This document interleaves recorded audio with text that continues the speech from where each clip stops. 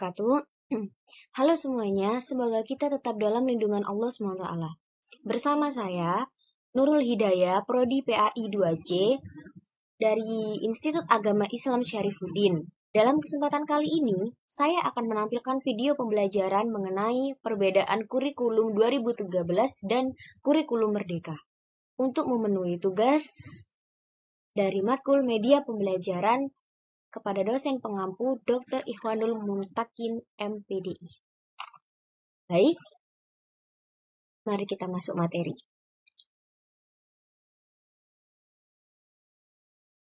Pertama, poin pembahasannya yaitu kurikulum 2013, kurikulum Merdeka, perbedaan kurikulum 2013 dan kurikulum Merdeka, yang terakhir dampak transisi kurikulum 2013 ke kurikulum Merdeka belajar terhadap minat belajar siswa. Baik, yang pertama, kurikulum 2013. Kurikulum adalah perangkat mata pelajaran dan program pendidikan yang diberikan oleh suatu lembaga penyelenggara pendidikan yang berisi rancangan pelajaran yang akan diberikan kepada peserta pelajaran dalam suatu periode jenjang pendidikan. Sesuai dengan kurikulum 2013, guru dituntut untuk siap melaksanakan pendekatan saintifik dalam proses belajar mengajar. Pendekatan saintifik merupakan proses belajar yang dirancang agar anak didik aktif dan inovatif.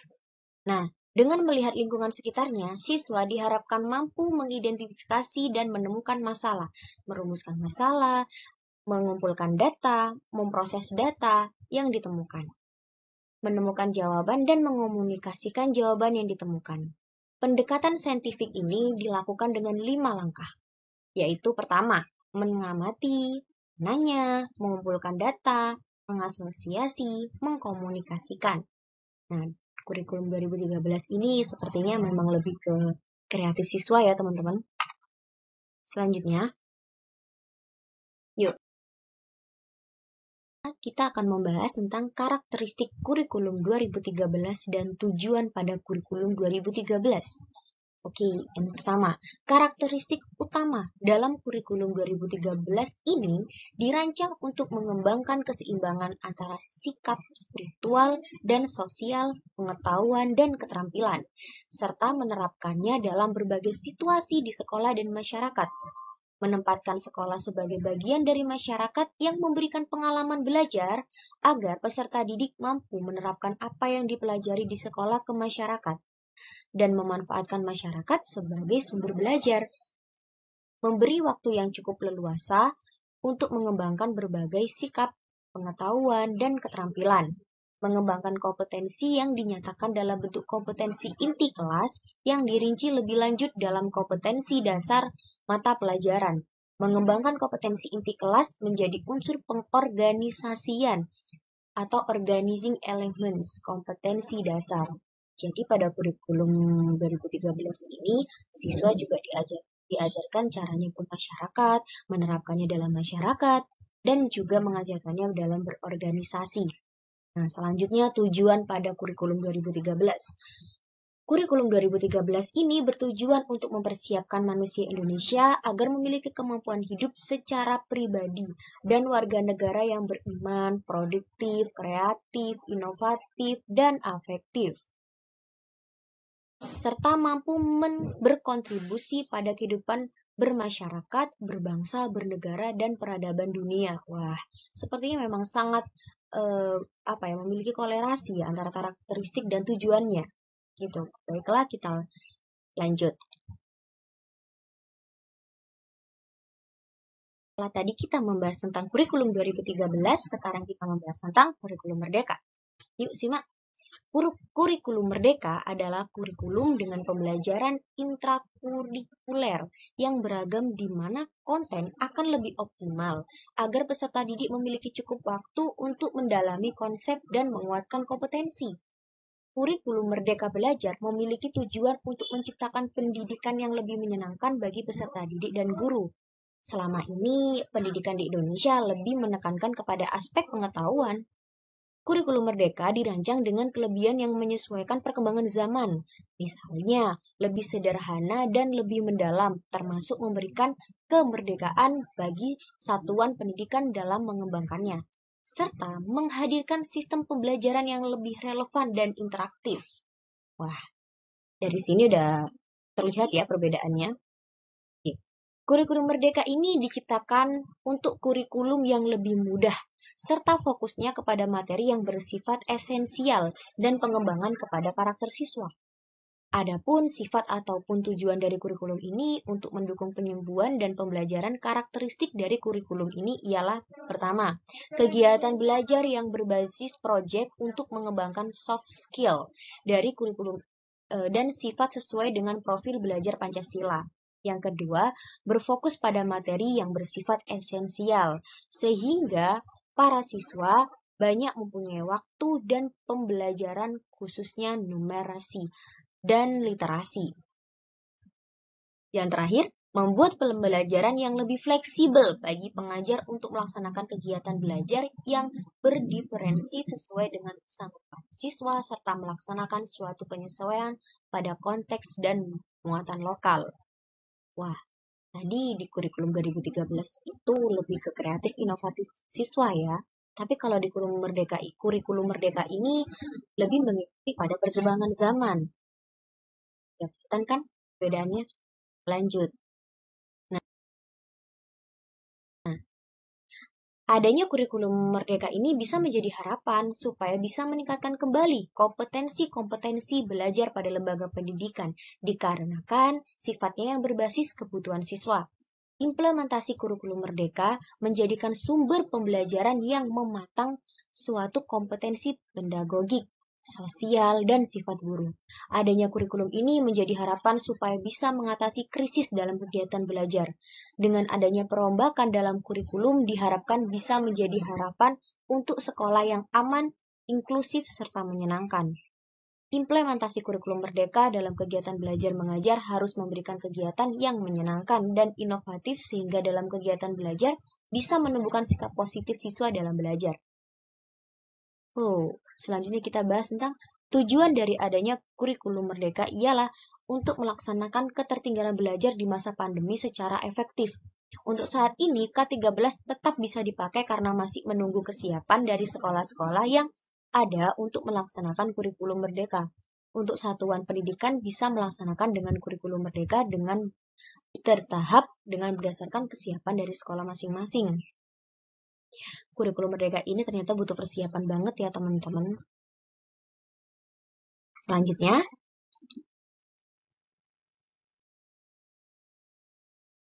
tadi kita sudah membahas tentang kurikulum 2013 dan kurikulum Merdeka.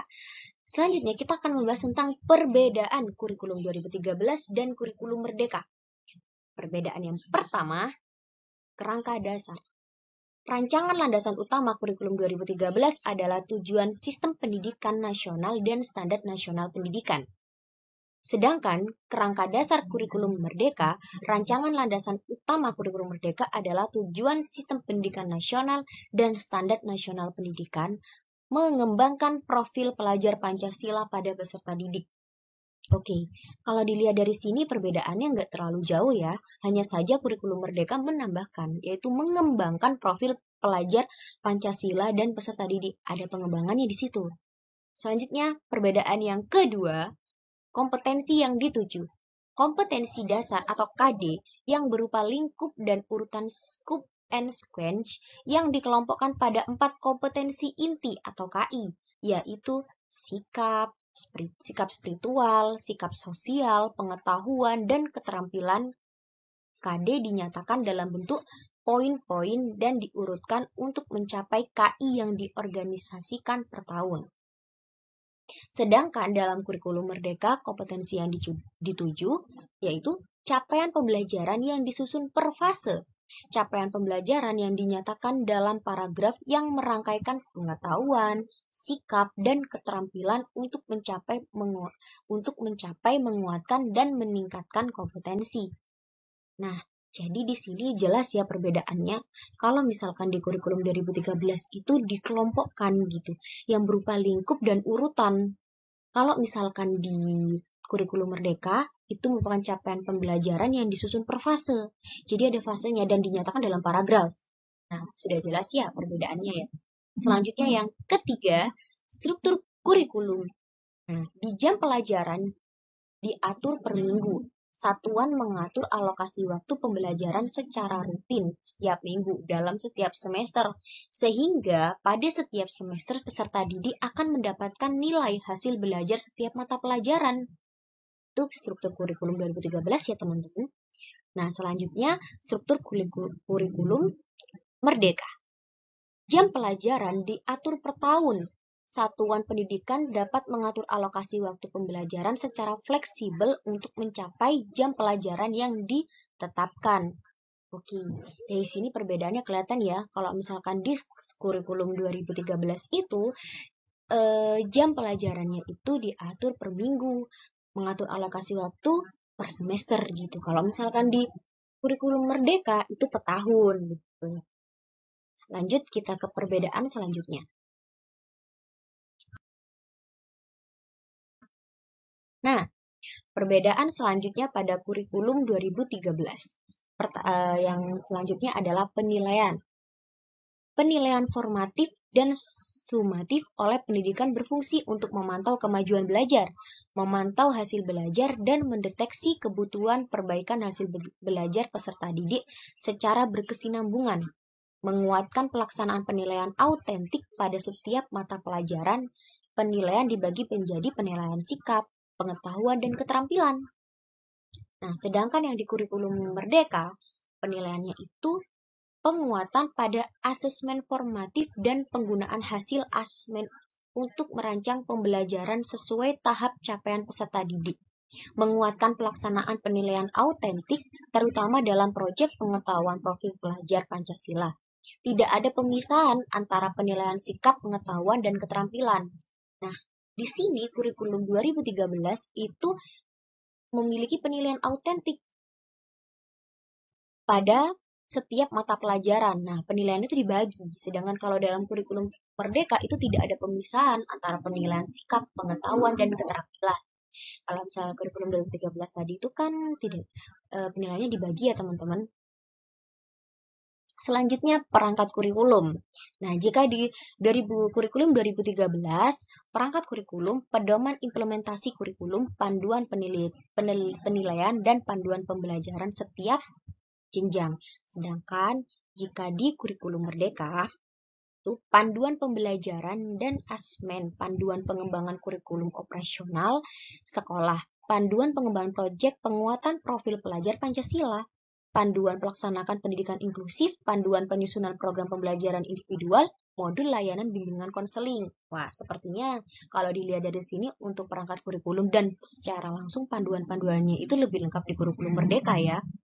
Kalau misalkan di kurikulum 2013 itu hanya ada 1, 2, 3, sedangkan di kurikulum merdeka itu lebih rincinya. Oke, dari sini teman-teman bisa melihat ya, bagaimana perbedaan kurikulum 2013 dan kurikulum merdeka. Oke, selanjutnya. Teman-teman, tadi kita sudah membahas apa itu kurikulum 2013, apa itu kurikulum merdeka, dan kita sudah membahas tentang perbedaan kedua kurikulum tersebut. Nah, sekarang kita akan membahas tentang dampak transisi kurikulum 2013 ke kurikulum merdeka belajar terhadap minat belajar siswa. Pertama, dampak positifnya. Dampak positifnya siswa dalam proses pembelajaran dapat mengikuti proses perkembangan zaman, di mana semakin maju dan didukung oleh kepala sekolah, beserta guru dan tenaga pengajar, dan peserta didik bahkan lembaga itu sendiri. Wah, istilahnya dampak positifnya ini lebih ke modernisasi ya. Jadi kita benar-benar bisa mengikuti zaman.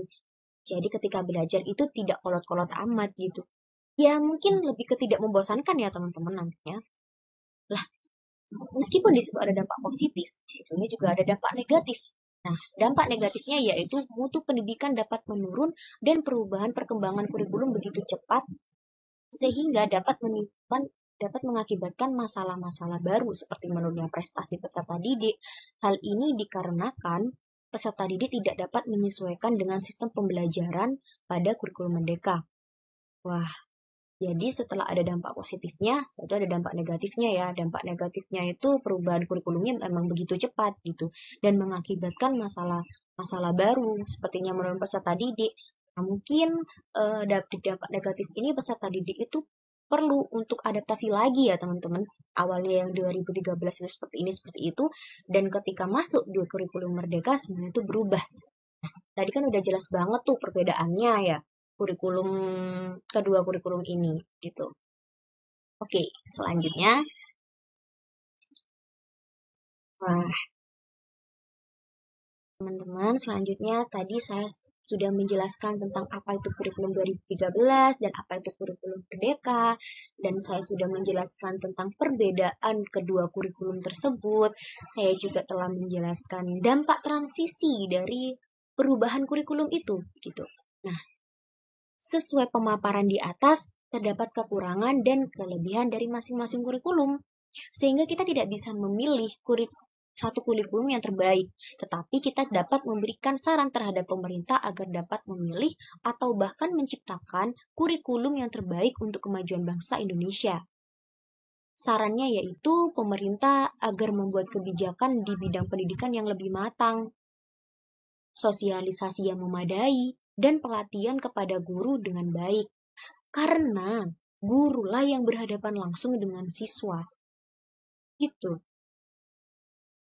Banyak terdapat perbedaan antara kurikulum 2013 dan kurikulum Merdeka. Perbedaan tersebut mengikuti satuan mata pelajaran, jam pelajaran, implementasi pelajaran, strategi pembelajaran, serta proses penilaian standar kompetensi kelulusan, dan sebagainya. Kurikulum 13 mempunyai suatu tujuan yang jelas untuk membentuk karakter bangsa, sedangkan tujuan pembelajaran kurikulum Merdeka disajikan dalam capaian pembelajaran atau CP. Kurikulum Merdeka juga memiliki penilaian asesmen yaitu non-kognitif dan kognitif, yang mana non-kognitif ditunjukkan untuk penilaian di luar pembelajaran, sedangkan kognitif yaitu penilaian dari segi pengetahuannya. Baiklah teman-teman, sekian dari saya. Mungkin jika ada yang salah dalam penyampaian saya ataupun ada yang kurang, teman-teman sekalian boleh menambahkannya di kolom komentar. Silakan berkomentar, kita saling berbagi ilmu di sini. Baik, sekian, terima kasih. Wallahu muwaffiq ila aqwamit thoriq. Wassalamualaikum warahmatullahi wabarakatuh.